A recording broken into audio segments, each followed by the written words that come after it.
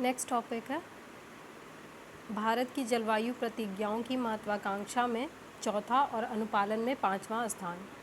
वैज्ञानिक पत्रिका nature climate, एक सेकेंड, कौन सी पत्रिका? नेचर क्लाइमेट चेंज में 8 सितंबर 2022 को प्रकाशित एक नए अध्ययन के अनुसार पेरिस समझौते के लिए भारत को अद्यतन जलवायु प्रतिज्ञा में अनुपालन में 5वां और महत्वाकांक्षा में चौथा स्थान दिया गया है।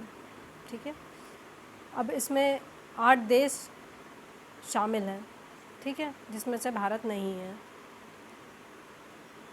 जबकि यूरोपीय संघ में ने इसमें शीर्ष स्थान का दावा किया है। ठीक है, इसकी डायरेक्ट लिस्टिंग देख लेते हैं। जैसे ये है कि इसमें फर्स्ट पे यूरोपियन यूनियन है, फर्स्ट पे यूरोपियन यूनियन, फिफ्थ पे भारत है। ठीक है, भारत के नीचे रूस है। और महत्वाकांक्षी श्रेणी में देख लीजिए, इस पे भी पहले नंबर पे यूरोपियन यूनियन है, चौथे नंबर पे भारत है। ठीक है, और अच्छा चीन दोनों पे सेकंड स्थान पे है। ठीक है, इससे ज़्यादा की ज़रूरत नहीं है।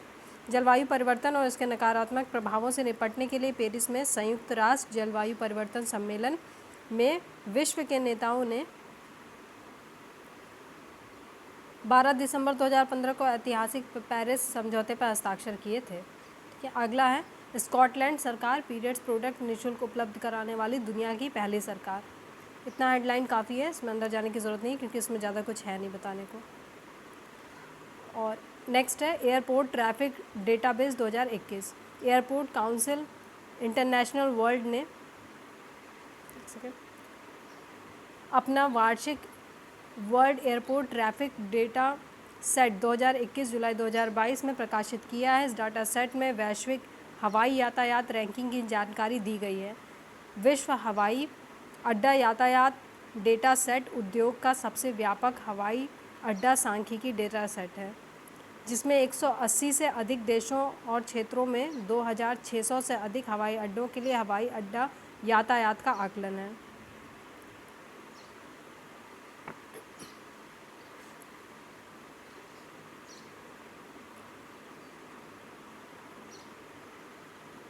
इसमें ये देख लीजिए, लिस्टिंग इसकी भी देख लीजिए। पहले तो ये कि दुनिया में व्यस्त हवाई अड्डों की सूची में दिल्ली का इंदिरा गांधी अंतर्राष्ट्रीय हवाई अड्डा 13वें स्थान पे है और 2020 में इसकी रैंकिंग 16 थी, तो ये सुधर के 13वें स्थान पे आ गई है। इसके अलावा जो फर्स्ट पे है दुनिया के 5 सबसे व्यस्त हवाई अड्डों की सूची में अटलांटा अमेरिका, ठीक है, अटलांटा अमेरिका, फिर डलास फोर्थ अमेरिका का फर्स्ट नंबर पे है और ये 13 नंबर पे भारत का। नेक्स्ट है संयुक्त राष्ट्र महासभा में स्वस्थ पर्यावरण को मानव अधिकार के रूप में मान्यता। संयुक्त राष्ट्र महासभा ने 28 जुलाई 2022 को एक प्रस्ताव पारित किया जो स्वस्थ पर्यावरण को मानव अधिकार के रूप में मान्यता देता है। भारत ने इस प्रस्ताव के पक्ष में मतदान किया है। तो पूछा जाए कि अगर कि स्वस्थ पर्यावरण को किसने मानव अधिकार के रूप में मान्यता दिया तो वो संयुक्त राष्ट्र महासभा हो जाता है। ठीक है,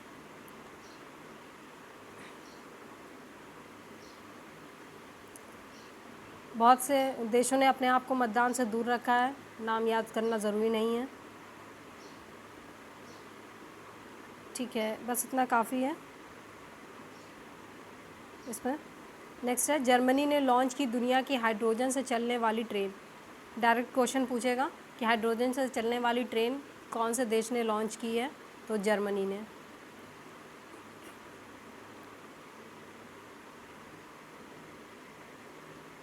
इसमें कुछ भी इम्पोर्टेंट नहीं है। ठीक है, नेक्स्ट है ब्रिक्स का 14वां शिखर सम्मेलन।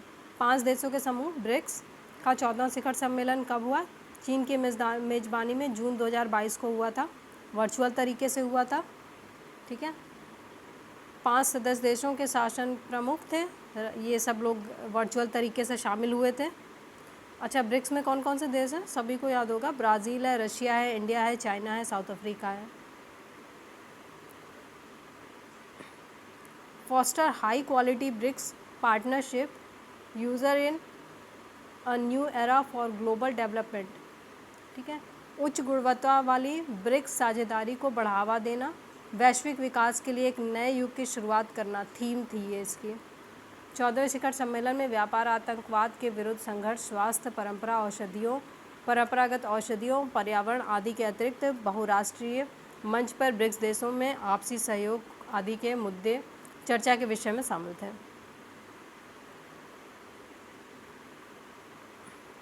बस इसमें इतना काफ़ी है। सम्मेलन के समापन पर जारी बीजिंग घोषणा पत्र में रूस यूक्रेन युद्ध का उल्लेख करते हुए दोनों देशों के बीच वार्ता का समर्थन किया गया। साथ ही इसमें कहा गया है कि इस संबंध में सदस्य देशों ने संयुक्त राष्ट्र महासभा व सुरक्षा परिषद में विभिन्न स्तरों पर अपना रवैया स्पष्ट किया है। बाकी इसमें प्रीलिम्स के हिसाब से कुछ भी इम्पोर्टेंट नहीं है। अगर इसमें ये देख लीजिए कि 2023 वाला है, यानी इस बार का कहाँ हुआ है, तो 15वां शिखर सम्मेलन जो है वो दक्षिण अफ्रीका में करना है, के करनी में, ठीक है, दक्षिण अफ्रीका के करनी में 15वां होगा ये। नेक्स्ट है G7 सदस्य देशों का 48वां शिखर सम्मेलन। विश्व के औद्योगिक रूप से संपन्न 7 देशों के समूह G7 का 48वां शिखर सम्मेलन जर्मनी की चांसलर, एक सेकेंड, क्या नाम है इनका, ओलाफ शोल्ज की मेज़बानी में श्लाज एल्मो में जून 2022 को संपन्न हुआ। ठीक है, एक तो ये याद कर लीजिए ओलाफ, ठीक है, और दूसरा श्लॉज।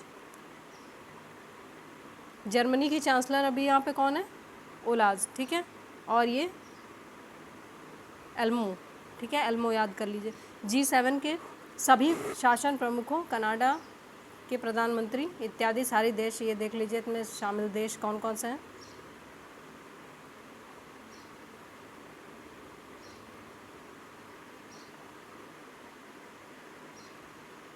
इसमें बाकी कुछ खास नहीं है।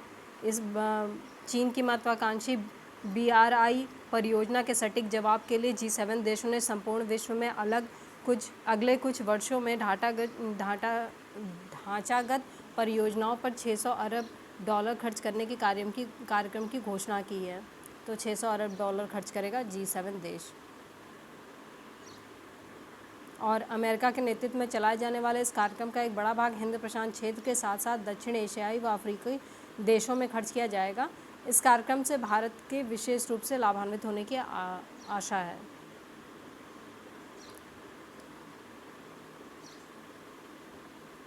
इन सब के अतिरिक्त ग्लोबल फूड सिक्योरिटी पर भी एक घोषणा पत्र G7 सम्मेलन में जारी किया गया है। ग्लोबल फूड सिक्योरिटीज़ पे G7 शिखर सम्मेलन में बेहतर भविष्य में निवेश, जलवायु, ऊर्जा और स्वास्थ्य पर एक सत्र को संबोधित करते हुए प्रधानमंत्री मोदी ने भारत में स्वच्छ ऊर्जा क्षेत्र में निवेश के लिए आगे आने का आग्रह G7 देशों से किया है। और जो 23 वाला जो अब होगा, ठीक है, 49th, वो होगा जापान में। ये हो जाता प्रीलिम्स के लिए फैक्ट, ठीक है। G7 का 49वां शिखर सम्मेलन जापान में 2023 में प्रस्तावित है। नेक्स्ट है ग्लोबल लिवेबिलिटी इंडेक्स। विश्व में रहने योग्य अच्छे शहरों की रैंकिंग ग्लोबल लिवेबिलिटी इंडेक्स के आधार पर ब्रिटेन के किसने किया है? ब्रिटेन के इकोनॉमिस्ट ग्रुप के इकोनॉमिक्स इंटेलिजेंस यूनिट EIU द्वारा प्रतिवर्ष निर्धारित की जाती है। इसमें 2022 में 173 देश हैं। भारत के 2 शहर हैं, दिल्ली और मुंबई, 112वें और 117वें स्थान पर।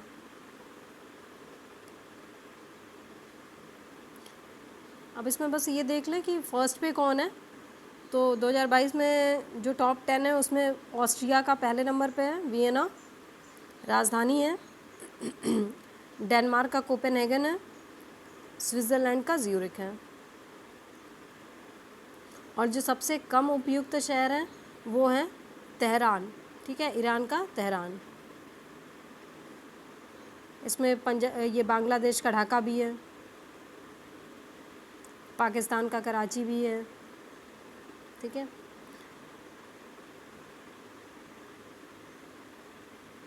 जो ये है दमिश्क जो है इस सूचकांक में 173 शहरों की 2022 की सूची में सबसे निचले स्थान पर है।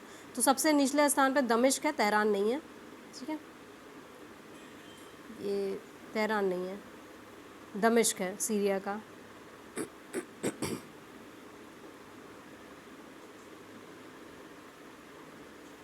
ग्लोबल पीस इंडेक्स 2022, सिडनी स्थित Institute for Economics and Peace की वर्ष 2022 के ग्लोबल पीस इंडेक्स में 163 देशों में 153वां स्थान भारत को दिया गया है, जो 2021 की रिपोर्ट की तुलना में 3 स्थान का सुधार दर्शाता है। तो सिडनी की है, ठीक है, Institute for Economics and Peace. Global Peace Index 163 देश, 135 भारत का स्थान है, जिसमें 3 स्थान का सुधार हुआ है।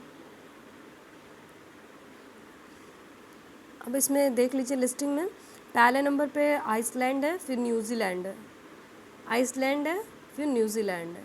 ठीक है, और जो सबसे ख़राब देशों में है, एक सेकेंड, 163 है ना, तो सबसे ख़राब देश है अफ़गानिस्तान। ठीक है, वहाँ पे युद्ध वगैरह की भी सारी चीज़ें चल रही थी इस वजह से। अब इसमें भारत और उसके पड़ोसी देशों की भी रैंकिंग दिखाई गई है। तो भूटान, नेपाल, चीन, श्रीलंका, बांग्लादेश, ये सब हमसे बेहतर है। श्रीलंका भी बेहतर है, ठीक है, बहुत बढ़िया। बांग्लादेश भी बेहतर है। कितने बायस्ड हैं कंट्रीज, खुद ही देख सकते हैं। मैं हमारा अफ़गानिस्तान और पाकिस्तान हमसे मतलब हमसे बुरी कंडीशन में है। चलिए ठीक है। नेक्स्ट है पर्यावरण निष्पादन सूचकांक। पर्यावरण के मामले में विभिन्न देशों के निष्पादन का आकलन विश्व आर्थिक मंच के सहयोग से येल व कोलंबिया विश्वविद्यालय द्वारा विभिन्न मानकों के आधार पर किया जाता है। अच्छा, क्योंकि ये WEF के माध्यम से किया जा रहा है और येल यूनिवर्सिटी कर रही है, तो ये थोड़ा सा इम्पोर्टेंट हो जाता है। मानक क्या क्या हैं? जलवायु, वायु प्रदूषण, पेयजल गुणवत्ता, वृक्षादित आदि मानकों के आधार पर ये सूचकांक जारी किए जाते हैं।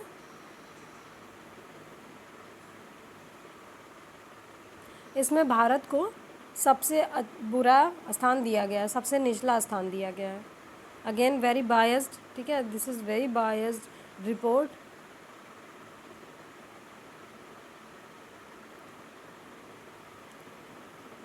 दो 2022 की इस रिपोर्ट में कहा गया है कि एयर क्वालिटी की बेहद खतरनाक स्तर तथा ग्रीन हाउस गैसों की तेज़ी से बढ़ रहे उत्सर्जन के कारण भारत को 180 देशों की सूची में सबसे निचला स्थान दिया गया है। वर्ष 2022 में इस रिपोर्ट में भारत का जहां सबसे नीचे 180वां स्थान है, वहीं उसके पड़ोसी देश अफ़गानिस्तान 81 पे है, बहुत बढ़िया। भूटान 85 पे है, श्रीलंका 132 पे है, चीन 160 पे है, पाकिस्तान 176 पे है।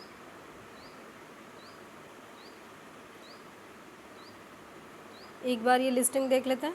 इसमें सबसे बेहतरीन पे है डेनमार्क, फिर UK है, फिर फिनलैंड है, और भारत 180 पे है ही। बाकी हम सब मतलब हमारे पड़ोसी देश सारे हमसे बेहतर हैं। अफ़गानिस्तान, भूटान, मालदीव, श्रीलंका, चीन, नेपाल, पाकिस्तान, बांग्लादेश, सब बेहतर हैं। नेक्स्ट है tech cities, the global intersection of talent and real estate report. Asia प्रशांत क्षेत्र में शीर्ष प्रौद्योगिकी केंद्रों की इस सूची में चीन के बीजिंग के बाद भारत का बेंगलुरु दूसरे स्थान पर है। किसकी बात हो रही है? प्रौद्योगिक केंद्रों की। संपत्ति सलाहकार कुशमैन एंड वैकफील्ड ने यह जानकारी दी है। कुशमैन एंड वैकफील्ड की Tech cities the global intersection of talent and real estate शीर्षक वाली ताज़ा रिपोर्ट में रियल एस्टेट और कारोबारी माहौल से जुड़े 14 मानदंडों के आधार पर प्रौद्योगिकी बाज़ारों की पहचान की गई है। संपत्ति सलाहकार ने बयान में कहा है कि रिपोर्ट के अनुसार एशिया प्रशांत क्षेत्र में बीजिंग के बाद बेंगलुरु, चेन्नई, हैदराबाद और दिल्ली शीर्ष प्रौद्योगिक केंद्र हैं। रोजगार सृजन के साथ भारत में बेंगलुरु सबसे आगे स्थान पर है, ठीक है। उसके बाद चेन्नई, हैदराबाद और दिल्ली है। नेक्स्ट है नए समूह I2U2 का पहला शिखर सम्मेलन। पहला है तो थोड़ा सा इम्पोर्टेंट हो जाता है। 4 देशों के समूह I2U2 कौन सा है? India, Brazil. इंडिया है तो very important. India, Israel, USA, UAE का पहला शिखर सम्मेलन वर्चुअल रूप से किया गया है। भारत की ओर से मोदी जी थे और अमेरिका बाइडन, और इज़राइल यार लापिड, UAE शेख मोहम्मद, जिसे पश्चिमी एशिया के क्वाड के रूप में देखा जा रहा है। ठीक है, पश्चिम एशिया के क्वाड के रूप में देखा जा रहा है। अच्छा, इसकी परिकल्पना पिछले वर्ष इन देशों के विदेश मंत्रियों ने अक्टूबर 2021 में बैठक में कर ली थी। क्षेत्रीय समुद्री सुरक्षा, आधारिक संरचना एवं परिवहन से संबंधित मुद्दों पर के मामलों में सहयोग के लिए परिकल्पित इस समूह को पहले आर्थिक सहयोग के लिए अंतर्राष्ट्रीय मंच नाम दिया गया है। क्या दिया गया है? आर्थिक सहयोग के लिए अंतर्राष्ट्रीय मंच। इसके बाद सहयोग के संभावित क्षेत्रों को लेकर इन देशों के बीच शेरपा स्तरीय वार्ताओं का क्रम जारी रहा, जिसके फलस्वरूप इसके पहले शिखर आयोजन का बैठक जुलाई में किया गया। अब ये 6 क्षेत्रों की पहचान पारस्परिक सहयोग और निवेश संवर्धन के लिए की गई है। क्षेत्र कौन कौन से हैं? जल है, ऊर्जा है, परिवहन है, अंतरिक्ष है, स्वास्थ्य है, खाद्य सुरक्षा है। खाद्य सुरक्षा पर सम्मेलन में हुई चर्चा में भारत की भूमिका को स्वीकार किया गया है। खाद्य सुरक्षा के लिए लगभग $2 अरब के निवेश से फूड पार्कों की स्थापना भारत में की जाएगी। फूड पार्क की स्थापना, इसके लिए निवेश संयुक्त अरब अमीरात द्वारा किया जाएगा तथा तकनीकी व अन्य ज़रूरी आवश्यकताओं की पूर्ति करने में इजरायली व अमेरिकी कंपनियों की महत्वपूर्ण भूमिका होगी। भारत फूड पार्कों के लिए भूमि उपलब्ध कराने के साथ किसानों को इसमें जोड़ने फोकस करेगा, मतलब किसानों को भी जोड़ेगा। फूड पार्कों से अधिकतम पैदावार सुनिश्चित होगी तथा इससे दक्षिण एशिया व मध्य पूर्व में अनाज का संकट दूर होगा। यहाँ मसाले, केला, प्याज, चावल के निर्यात में वृद्धि की जा सकेगी। इस प्रकार प्याज, चावल के निर्यात पर ज़्यादा जोर रहेगा। फूड पार्क किसानों की आमदनी बढ़ाने के साथ ही भारत में खाद्यान्न उत्पादन बढ़ाने और खाड़ी क्षेत्रों में खाद्य सुरक्षा सुनिश्चित करने के लिए काम करेंगे। सदस्य देशों के बीच खाद्य कारोबार की रुकावटों को दूर करने का निर्णय भी शिखर बैठक में किया गया है। एक अन्य निर्णय गुजरात में अक्षय ऊर्जा से 300 मेगावाट का बैटरी स्टोरेज सिस्टम स्थापित करने के लिए होगा। कहाँ पे? गुजरात में। बैटरी स्टोरेज सिस्टम, इसकी संभावना के अध्ययन को अमेरिका की ट्रेड व डेवलपमेंट एजेंसी उपलब्ध कराएगी। चारों देशों की ओर से जारी जो संयुक्त घोषणा पत्र में दोहराया गया है कि समूह का उद्देश्य विश्व के समक्ष मौजूद सबसे बड़ी चुनौतियों में से निपटने के लिए समाज की जीवंतता व उद्यमशीलता का उपयोग करना है। नेक्स्ट है प्रधानमंत्री की नेपाल यात्रा। कब? बुद्ध पूर्णिमा पे प्रधानमंत्री ने लुम्बिनी में नेपाली प्रधानमंत्री शेर बहादुर देउबा से द्विपक्षीय वार्ता की, जिसमें बहुआयामी द्विपक्षीय साझेदारी में नए क्षेत्रों को तलाशने और मौजूदा सहयोग को मजबूत बनाने के सभी आयामों पर चर्चा हुई है।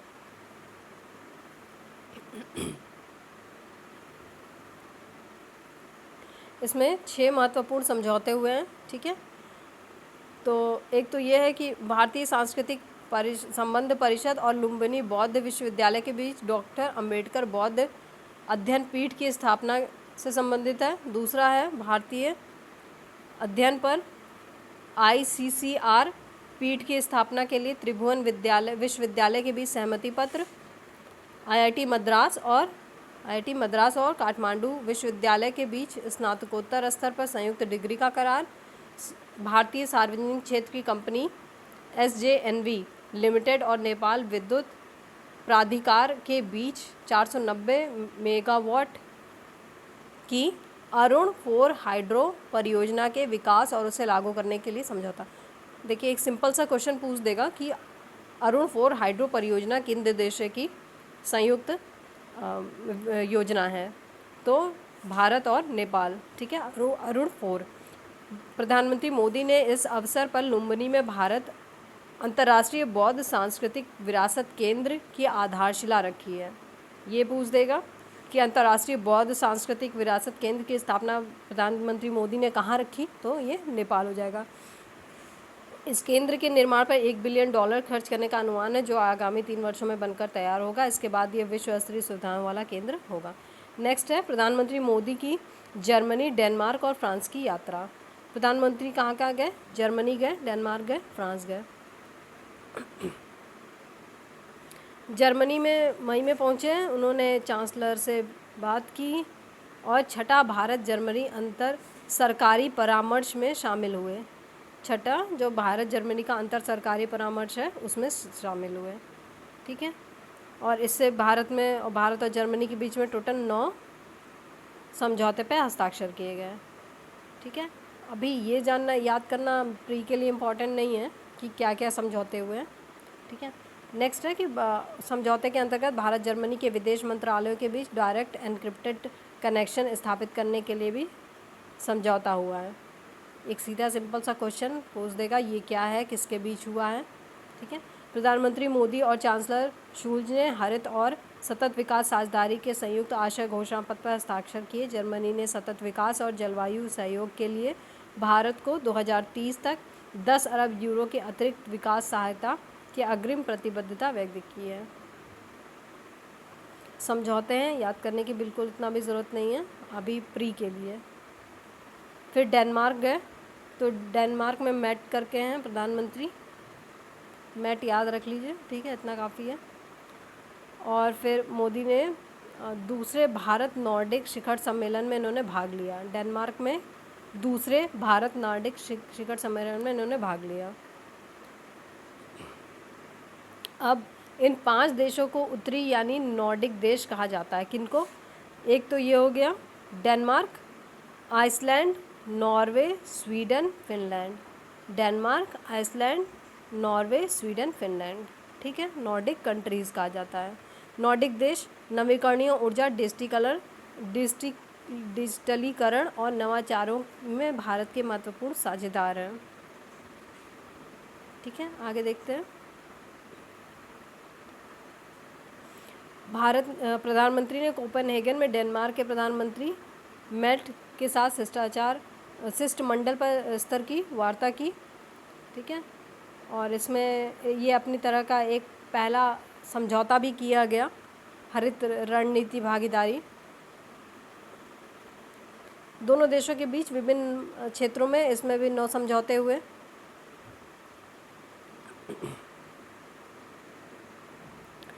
ज्ञातव्य है कि पहला भारत नॉर्डिक शिखर सम्मेलन 2018 में स्टॉकहोम, स्वीडन में हुआ था।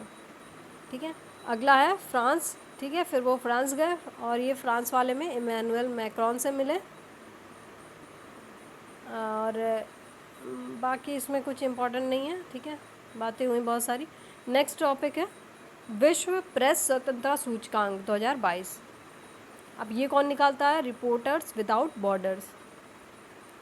180 देश हैं, नॉर्वे फर्स्ट पे है, उत्तर कोरिया लास्ट पे है। रिपोर्ट्स में ज़्यादातर यही पूछता है फर्स्ट लास्ट को किसने निकाला, और भारत की रैंकिंग और भारत की तुलना पिछली और नई वाली रैंकिंग। ठीक है, तो पहले पे हो जाता है नॉर्वे, सेकंड पे है डेनमार्क, फिर है स्वीडन, लास्ट में है उत्तर कोरिया।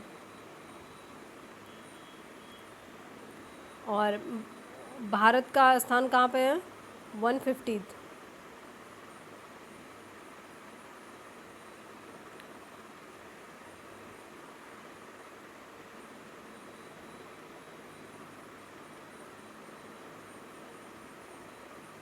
ठीक है, इतना काफ़ी है।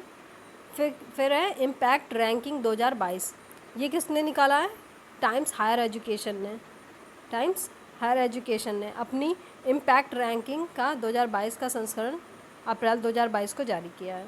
विश्वविद्यालय की स्थिति जो संयुक्त राष्ट्र के सतत विकास लक्ष्यों के आकलन पर आधारित है 4 व्यापक क्षेत्रों, कौन कौन सा? अनुसंधान, प्रबंधन, आउटरीच और शिक्षण पर निर्भर करती है। भारत के टोटल 8 विश्वविद्यालय दुनिया के शीर्ष 300 विश्वविद्यालयों में शामिल है, ऐसा कहना है टाइम्स हायर एजुकेशन का।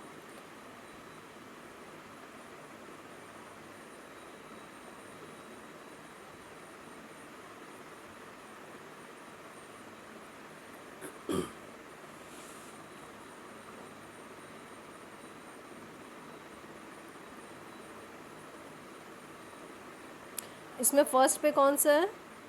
Western Sydney university Australia. Second पे अमेरिका का है। ठीक है, इतना काफ़ी है। सिप्री की trends in world military expenditure report 2021। SIPRI की थोड़ी सी इम्पोर्टेंट हो जाती है। स्वीडन स्थित थिंक टैंक कौन सा है? Stockholm International Peace Research Institute यानी सिप्री द्वारा अप्रैल 2022 को trends in world military expenditure report 2021 शीर्षक से प्रकाशित की गई। भारत का सैन्य खर्च अमेरिका और चीन के बाद, भारत का जो है वो अमेरिका और चीन के बाद तीसरा सबसे अधिक हो जाएगा। लेकिन अब जो जापान ने 320 मिलियन डॉलर का जो लगा रखा है अपना कि हम उनको इतना सैन्य क्षमता उनको बढ़ानी है, उसके बाद वो थर्ड नंबर पे आ गया है, भारत का स्थान घट गया है। भारत में सैन्य खर्च 2021 में 76.6 बिलियन डॉलर है, जो 2020 से 0.9 गुना बढ़ गया है। और रूस जो है उसने फिर से हर बार की तरह अपने सैन्य खर्च में वृद्धि कर दी है।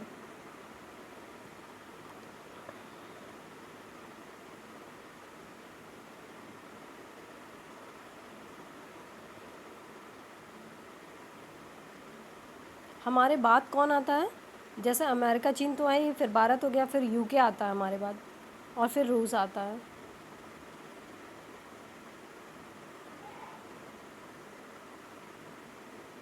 अच्छा, अमेरिका का सैन्य खर्च है कितना? हमारा तो 76.6 था, और इनका कितना है? 801 बिलियन डॉलर। बहुत टाइम लगने वाला है उधर पहुंचने में। ठीक है, इंटरनेशनल न्यूज़ कवर हो चुकी हैं। ठीक है, नेक्स्ट है आर्थिक घटनाओं की वार्षिकी। इसमें ये कंटिन्यू कर रहे हैं।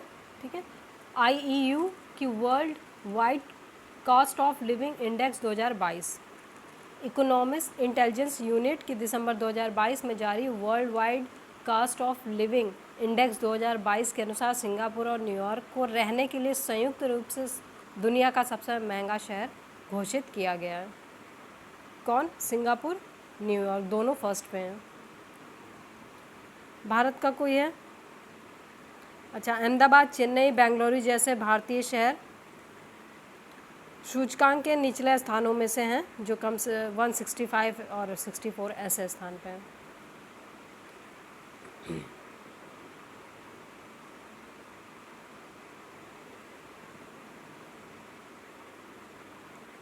ठीक है, इसमें से ज़्यादा नहीं पूछा जाएगा।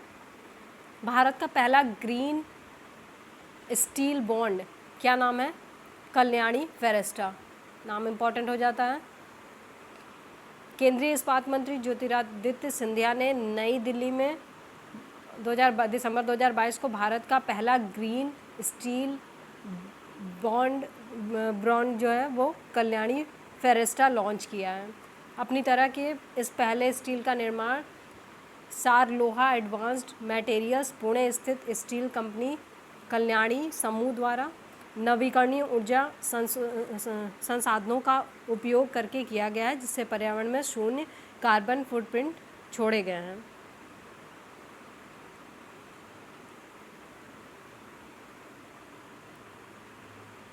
जो इस्पात उद्योग है वो अंतर्राष्ट्रीय स्तर पर कार्बन डाइऑक्साइड उत्सर्जन का 7% उत्पादित करता है, जबकि भारतीय इस्पात उद्योग ऐसे उत्सर्जन का 12% हिस्सा है। व्यापक रूप से उपयोग किए जाने वाले कोकिंग कोयले के बजाय कम कार्बन ऊर्जा स्रोतों जैसे हाइड्रोजन, कोयला गैसीकरण और बिजली का उपयोग करके नए ग्रीन स्टील का निर्माण किया जाता है। अब ये देख लीजिए कि ग्रीन स्टील क्या है। ग्रीन स्टील जीवाश्म ईंधन के उपयोग के बिना स्टील का निर्माण है। यह नई घटना कोयले से चलने वाले संयंत्रों के पारंपरिक कार्बन गहन निर्माण मार्ग के बजाय कम कार्बन ऊर्जा स्रोतों जैसे हाइड्रोजन, कोयला गैसीकरण या बिजली का उपयोग करके स्टील का उत्पादन करने में इस बारे में स्वीडन जीवाश्म मुक्त स्टील बनाने वाला विश्व का पहला देश बन गया है, जिसे ग्रीन स्टील भी कहा जाता है, स्वीडन। ठीक है, ग्रीन स्टील को स्वीडिश स्टील निर्माता SSAB ऑक्सेलसुंड द्वारा HYBRIT टेक्नोलॉजी द्वारा विकसित किया गया है और पहली डिलीवरी वॉल्वो AB को ट्रायल रन के रूप में की गई थी। फिर वर्तमान में चीन के बाद भारत दुनिया का दूसरा सबसे बड़ा कच्चा इस्पात उत्पादक देश है। ठीक है, उत्पादक की बात हो रही है, कच्चे इस्पात के उत्पादन की बात हो रही है। अब चाइना के बाद हम भारतीय दूसरे स्थान पर हैं। नेक्स्ट है विश्व व्यापार संगठन की 13वीं मंत्री स्तरीय सम्मेलन UAE में संपन्न है। विश्व व्यापार संगठन, ठीक है, WTO की 13वीं मंत्री स्तरीय सम्मेलन कहाँ? अबू धाबी, संयुक्त अरब अमीरात 2024 में होगी ये, अगले साल, और UAE को मिल गई है। ठीक है, अब संयुक्त अरब अमीरात राष्ट्र के अगले साल खाड़ी जो है, मतलब खाड़ी अरब राज्य जो है, संयुक्त राष्ट्र के जलवायु परिवर्तन सम्मेलन COP28 की मेज़बानी करेगा। ठीक है, मतलब ये बता रहा है कि UAE जो है वो जो संयुक्त राष्ट्र का जलवायु परिवर्तन सम्मेलन होता है उसकी 28वीं जो बैठक होने वाली है उसकी मेज़बानी करेगा।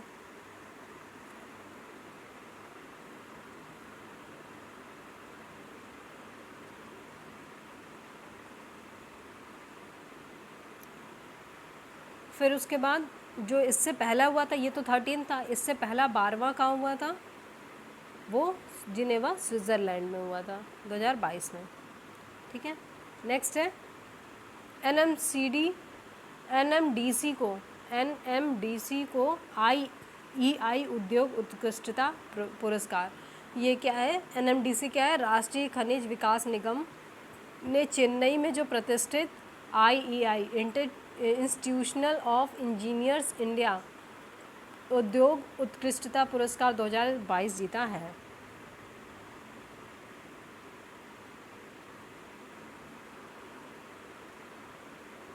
ठीक है, बस इतना ही काफ़ी है इसमें।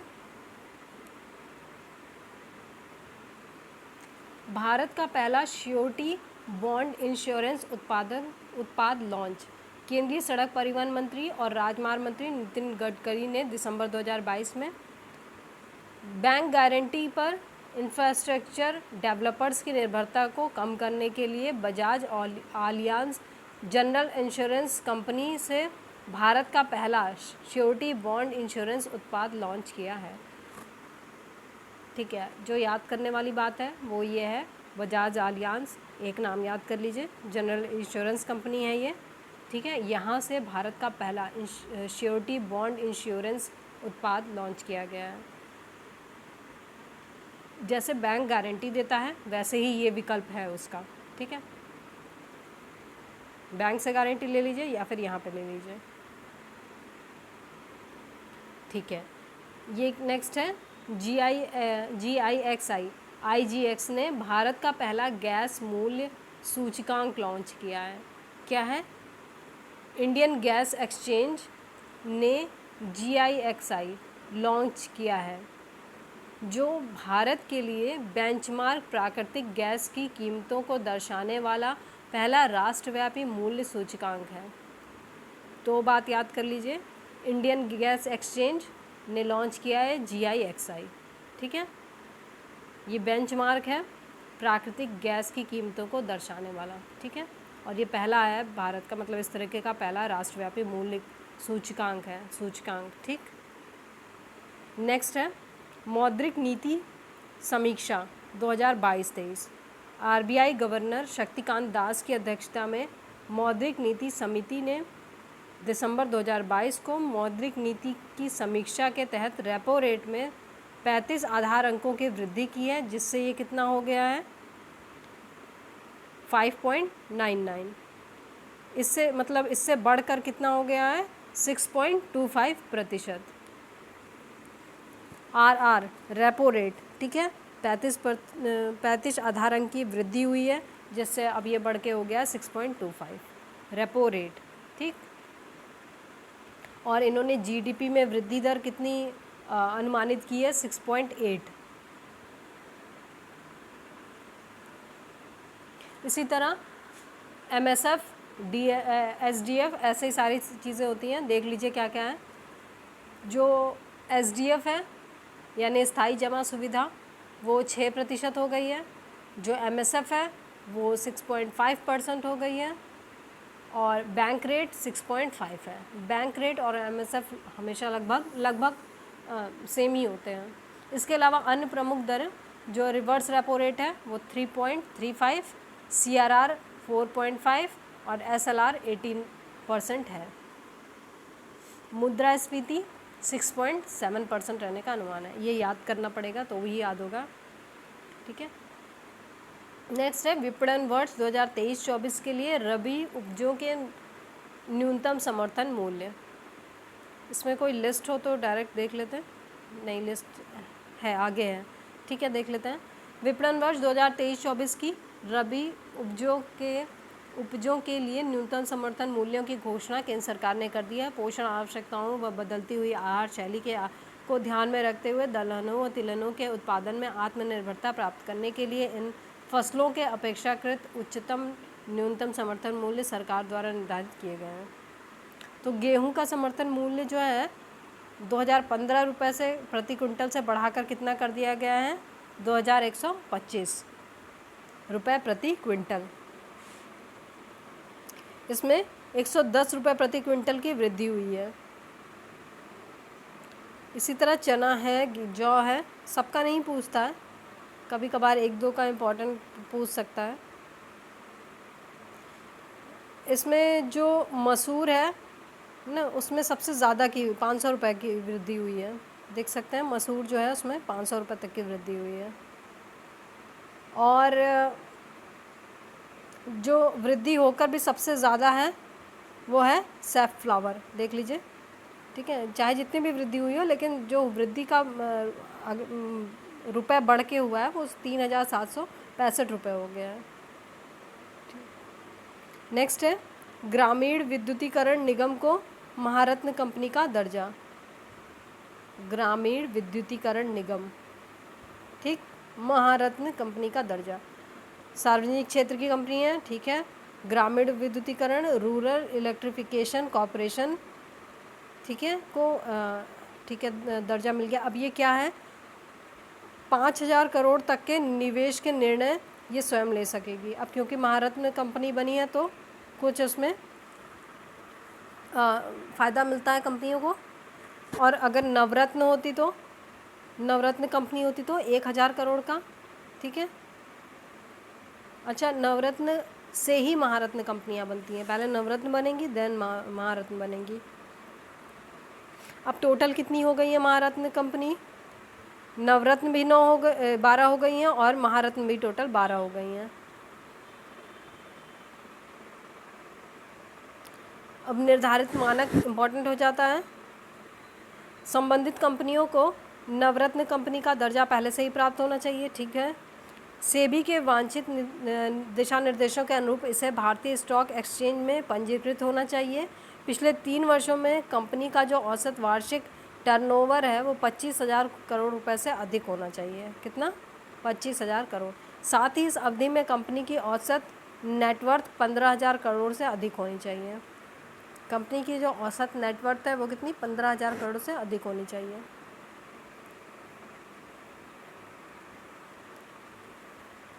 और पिछले 3 वर्षों में लगातार कंपनी का शुद्ध लाभ 5,000 करोड़ से अधिक होना चाहिए। तो महारत्न कंपनियों का नाम देख लीजिए, सेल है, गेल है, एक जैसे नाम है इनके, सेल, गेल, भेल, ठीक। फिर है IOC, CIL, PGCIL, HPCL, PFC power finance corporation, ONGC, NTPC और RCE ग्रामीण, ये वाली नई वाली जो हुई है, ठीक है। नेक्स्ट है 2021-22 में बागवानी उत्पादन के तीसरे अग्रिम अनुमान। फसल वर्ष 2021-22 में देश के बागवानी फसलों के तीसरे अग्रिम कृषि मंत्रालय द्वारा अनुमान 27 अक्टूबर 2022 को जारी किए गए हैं। तो हमारे यहाँ जो इस समय अनुमानित कितना है, जो दूसरा अग्रिम अनुमान था उसमें 341 था, अब बढ़ के वो तीसरे में कितना हो गया, 342.33 मिलियन टन।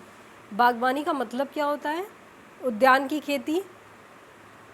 बागवानी में फल, सब्जी, मशरूम, कट फूलों, सब्जी वाले फूल, पौधे, मसाले, औषधियाँ सब आ जाती हैं। इसमें फसलों का प्रमुख स्थान है और इसमें मधुमक्खी पालन, मशरूम उत्पादन, चाय आदि भी बागवानी में ही शामिल है।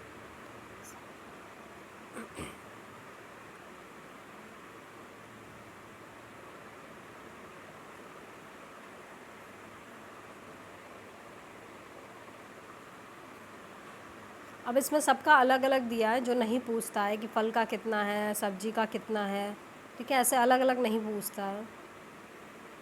ये पूछ सकता है कि कौन सा स्टेट किस फल सब्जी के लिए इम्पोर्टेंट है, या कौन फर्स्ट है कौन सेकंड है, ये नहीं पूछेगा कि कितना हुआ कितना नहीं। नेक्स्ट है रेजर पे UPI पर क्रेडिट कार्ड के द्वारा लेन देन वाला भारत का पहला पेमेंट गेटवे। भारत की अग्रणी full stack payment and banking platform Razorpay, ठीक है, ने यूनिफाइड पेमेंट इंटरफेस UPI पर क्रेडिट कार्ड से लेन देन की हाल में घोषणा की है। भारत का ये पहला पेमेंट गेटवे बन गया है, ठीक है, इस तरीके का।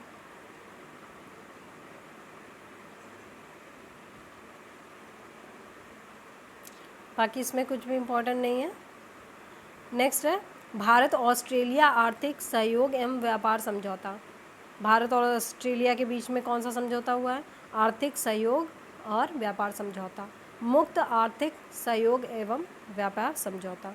ऑस्ट्रेलिया 100% टैरिफ लाइनों पर शुल्क समाप्त कर दिया है। मतलब इसके तहत इसने क्या किया, ऑस्ट्रेलिया ने 100% टैरिफ लाइनों पर शुल्क समाप्त कर दिया है, जो 5 वर्ष तक वैध है। इसमें क्या क्या आ जाता है, कपड़ा है, रत्न है, आभूषण है, चमड़ा है, फर्नीचर है, फार्मास्यूटिकल है, ठीक है, ये सारे क्षेत्रों तक भारतीय निर्यातकों की शुल्क मुक्त पहुंच होगी।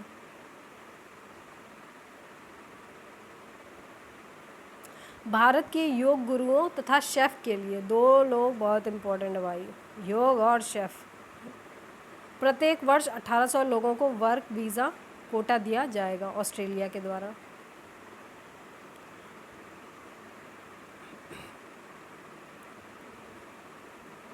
छात्रों के ऑस्ट्रेलिया में पढ़ रहे भारतीय छात्रों को 4 वर्ष का वर्क वीज़ा मिलेगा। ECTA 1 दशक के बाद किसी विकसित देश के साथ समझौता किया, भारत का पहला व्यापार समझौता है, ठीक है।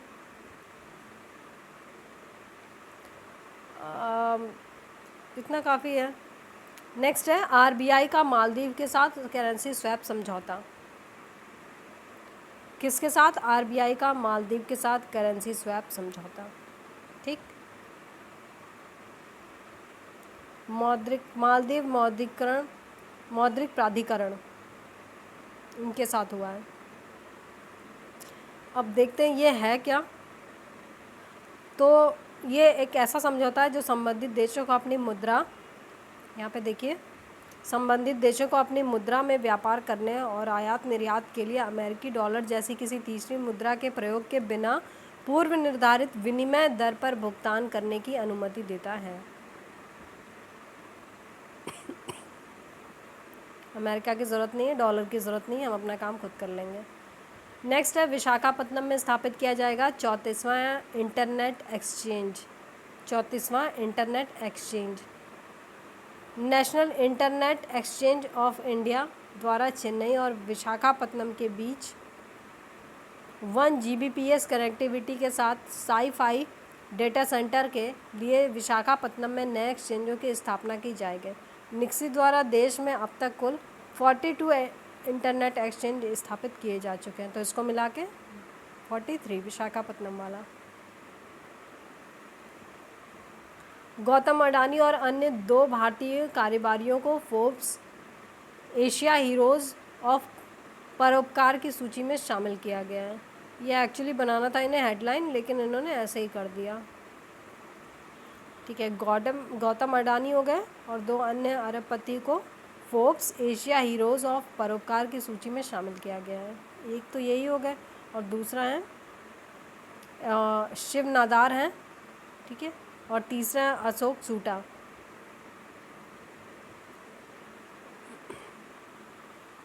ये हेडलाइन है, ठीक है।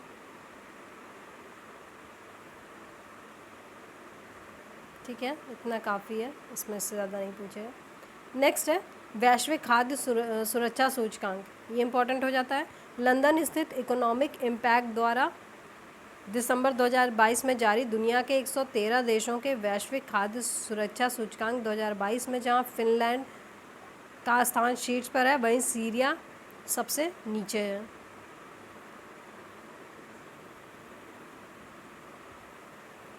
Finland first, Syria last, Bharat 68 खाने में, खाद्य सुरक्षा खाने में, ठीक है, 68। और हमारा इससे पहला स्थान कितना था? 71 था। इससे पहले हम 71 पे थे। और फिनलैंड फर्स्ट बता ही दिया, सीरिया सेकंड लास्ट बता दिया, ठीक है। इसमें 4 स्तंभ भी यूज़ किए गए हैं, सूचकांक हैं, 58 संकेतक हैं, सूचकांक के 4 स्तंभ हैं। नेक्स्ट है भारत के 100 सबसे अमीर व्यक्तियों की फोर्ब्स सूची 2022। भारत के 100 सबसे अमीर संयुक्त संपत्ति ये 25 अरब डॉलर से बढ़कर 800 अरब डॉलर तक पहुंच गई है। इसमें देख लीजिए, पहले पे हैं गौतम अडानी, मुकेश अंबानी। Gautam Adani first, Mukesh Ambani second. बहुत लोगों का नाम जुड़ा है इसमें, ठीक है। नेक्स्ट है देश में 4 शहरों में आरबीआई ने खुदरा डिजिटल रुपये की शुरुआत की। ये इम्पोर्टेंट हो जाता है, ये इम्पोर्टेंट हो जाता है, खुदरा डिजिटल रुपये, ठीक है। आरबीआई ने सेंट्रल बैंक डिजिटल करेंसी को दिल्ली, मुंबई, बेंगलुरु और भुवनेश्वर में लॉन्च किया है। दिल्ली, मुंबई, बेंगलुरु तो बहुत कॉमन है, ठीक है, सारी अच्छी चीज़ें पहले यहीं जाती हैं, ठीक है। फिर भुवनेश्वर एक याद कर लीजिए, और बाकी ये आगे भी चलेगा, अहमदाबाद वगैरह में भी जाएगा, लखनऊ में, पटना है, कोची, इंदौर वगैरह में भी जाएगा। इस पायलट प्रोजेक्ट में कौन कौन बैंक शामिल हैं? आईसीआईसीआई बैंक है, एसबीआई है, आईडीएफसी है, यस बैंक है,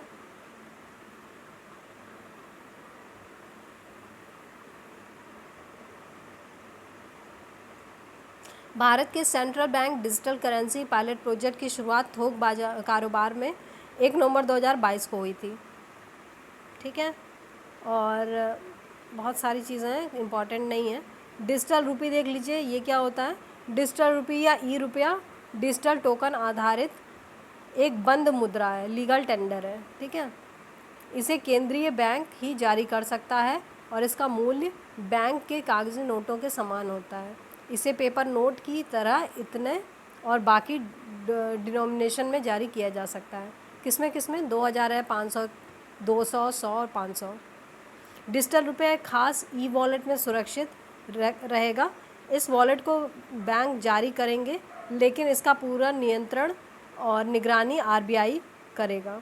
इसके ज़रिए आप पर्सन टू पर्सन और पर्सन टू मर्चेंट प्रणाली के तहत लेन देन कर पाएंगे, यानी किसी व्यक्ति या दुकानदार को आसानी से पैसे भेज सकेंगे। यूपीआई या लेन देन के दूसरे ऑनलाइन माध्यम जहां अपनी सेवाओं के लिए काफ़ी रकम वसूलते हैं, वहीं ई रुपया के प्रयोग से ये शुल्क काफ़ी कम हो जाएगा। चलिए अच्छा है अगर हो जाए तो। अब डिजिटल रुपये और करेंसी में अंतर क्या है क्रिप्टो करेंसी में? तो सेंट्रल बैंक डिजिटल करेंसी और क्रिप्टो करेंसी में मुख्य अंतर यह है कि क्रिप्टो करेंसी पूरी तरह से निजी करेंसी है। ये एक निजी, क्रिप्टो क्या है, निजी है। ये वैध मुद्रा नहीं है, लीगल टेंडर नहीं है, और कोई सरकार इसको मॉनिटर नहीं करती है, ना ही किसी सरकार या सेंट्रल बैंक द्वारा इसका कोई नियंत्रण होता है, नहीं है, कुछ नहीं है, ठीक है। लेकिन डिजिटल करेंसी पूरी तरह से रेगुलेटेड है, इससे सरकार की मंजूरी प्राप्त होती है, सरकार द्वारा समर्थित है। और जहाँ क्रिप्टो करेंसी में रेट उतार चढ़ाव बहुत ज़्यादा होता है, वहीं डिजिटल करेंसी में ऐसा कुछ नहीं होता है। इसका वही प्रभाव होगा जो नकद मुद्रा का होता है। डिजिटल रुपये को नकद में बदलना, इसमें बदला जा सकता है। नेक्स्ट है हैदराबाद में देश का पहला गोल्ड एटीएम। कहाँ गोल्ड एटीएम कहाँ पे? हैदराबाद में। भारत का पहला गोल्ड एटीएम तेलंगाना के हैदराबाद में खोला गया है। गोल्ड सिक्का ने हैदराबाद स्थित फर्म ओपन क्यूब टेक्नोलॉजी की मदद से real time gold ATM launch किया। दुनिया का पहला रियल टाइम गोल्ड एटीएम कहा जा रहा है, ये दुनिया का पहला हो गया, बेहतरीन, ठीक है।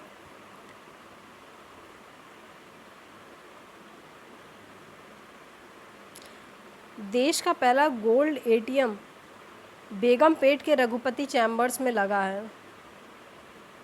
ओके, थोड़ा कंफ्यूजिंग है ये, क्या लाइन बोल दिया इन्होंने?